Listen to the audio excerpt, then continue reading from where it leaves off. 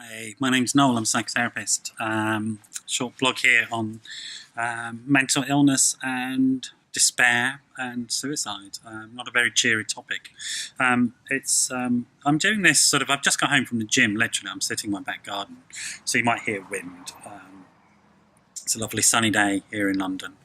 I go to the gym regularly. I go out in the sunshine. I go out to the park regularly as part of my own recovery from my own mental health issues, which includes suicidal despair. I spent many years in despair. So this blog is going to be brief, to the point, and from the heart. This is unscripted, and it's been spurred on. I've been spurred on to do this and do it in this way without too much polish, because of the recent high-profile deaths of two celebrities who've committed suicide due to their mental health issues, and why has that triggered me into wanting to respond?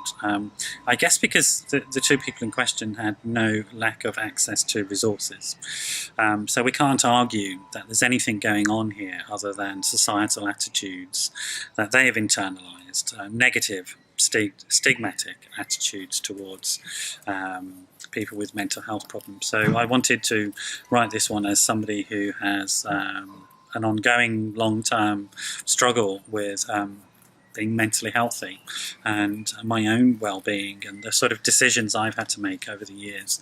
So it's going to be very personal, very brief, and I hope you can hear it. And I'm going to use my resources, my PR resources and my marketing resources to get this out as a message of hope, really. And the two people in question, I'm not going to name them, they've been splashed all over the newspapers, etc. Apparently didn't get help because they were in the public eye. Well, I'm going to be in the public eye and say that we should be out there now. I remember many years ago when I worked in a local mental health trust in Islington, the Camden Islington Mental Health Trust, Candy it's called, and they were recruiting senior managers, of which I was, who had a history of mental illness, to come out of the closet. Because we know, the evidence is that we know that when people come out around this stuff, it encourages other people to seek help, to understand that it's a part of life, that you can, like myself, be very successful in life, and I am in many ways, but also suffer from long-term mental health problems. In terms of the suicidal despair stuff, there is hope. I had suicidal ideation, as we call it professionally, from a very young child until 41. And I do remember when I stopped wanting to kill myself and what a relief that was. And it was December/January, so 2008, 2009.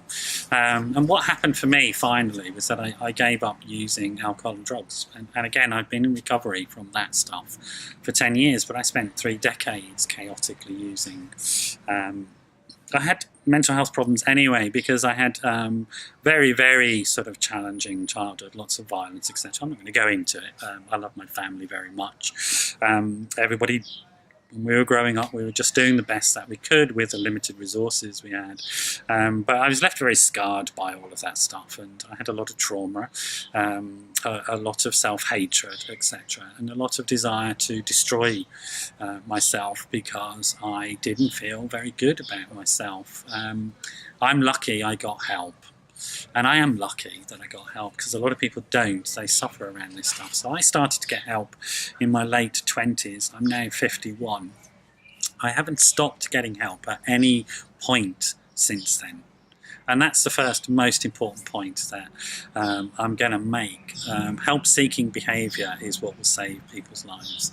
The specifics of treatment, support, the specifics of what an individual needs will only come about if they engage in help-seeking behaviour. I have a whole range of things that I do to stay well, and I wouldn't drop any one of them. So I go to support groups. I'm going to go to one tonight. I've got some work to do. I'm going to meet some clients online and support them in terms of their mental health recovery, while also being cognizant of the fact that I'm blessed with the fact that these days I have mental health and well-being, and I have that because of the work that I put into it, and I have that because I can be honest about my needs and my vulnerabilities around this. So I've had professional help for many years. I have support groups that I go to. I will use medication even when I need to. I have what I call my fire alarm plan. So I have certain signs and symptoms that if they appear, I go straight to my medical support and start demanding, with menaces usually, that they put me back on medication and high levels of monitoring. I have an app on my phone where I record my mood every day.